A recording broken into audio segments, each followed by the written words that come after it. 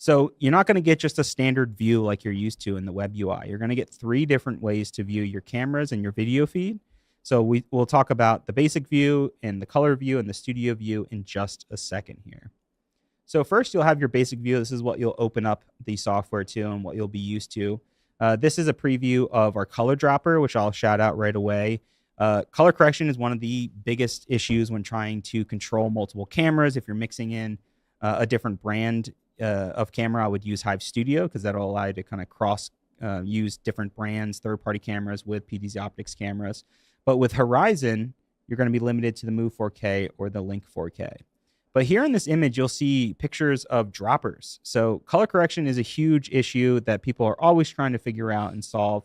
And this will simply tell you the exact HSL values of the color that you select. So you'll be able to click a little dropper and just drop all along your image to get the exact color points. And then, of course, you can do this for another camera to really exactly color match. You'll have the ability to open up your preview in a full screen, which people have been asking for such a long time. New preset control options, as I mentioned, and the ability, of course, to automate and use those brand new cinematic control features, which we'll show very soon. Color view is when we take the color correction to a next level, where you'll have the ability to look at the RGB parade. You'll be able to look at the waveform or the vector scope to really get down into the nitty-gritty of your color. Of course, you'll be able to adjust all your standard image exposure settings that you're used to. But what's cool about this is that you'll even be able to take your settings from one camera. Say if you have 2 different browsers open with 2 different web UIs for 2 different PTZOptics cameras, you'll be able to simply drag and drop from one camera to the other, and it'll just drop that color palette right on top of that camera. And not only will you be able to do that after making changes in the web UI for the color correction and the image correction, as soon as you exit from the setting, it'll tell you and show you a before and after of those color adjustments. So gone is the day where you make changes and you try to remember, was it darker? Was it brighter? Did I have more contrast? You'll be able to see the before and after before you exit out of those settings, just so you know exactly that you made the right decisions.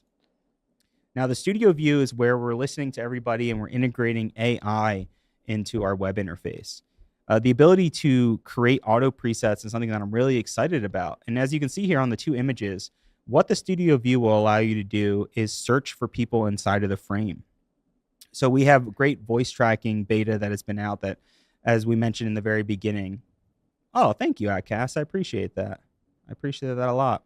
So as we showed off in the very beginning here, the ability to join our beta program, which you can join at our community portal, and that should be in the link below. And inside of that community group is a Discord for beta access. And the beta access, a lot of those users have been able to try voice tracking, which is something that's going to come out with this Horizon software as well. And that software allows you to take it to the next step. And this is where we're able to integrate it in another form, which is presets. So here's what I'm calling auto presets. It'll simply search for the people in the frame, and then it'll, boom, instantly create a preset. So as you can see in that lower image there, you'll have Tess as number 1. She's the first person it recognizes. And then Mr. Danny DeVito, our little test subject here, who will be number 2. And those will be created instantly. It'll take a snapshot of your wide shot, your wide frame of view, or your home positioning for PTZ cameras. And you'll be able to simply even click on those boxes. If you want to simply switch between those 2, you can also make your own by using your mouse as well, which we'll show in our video preview here in just a second.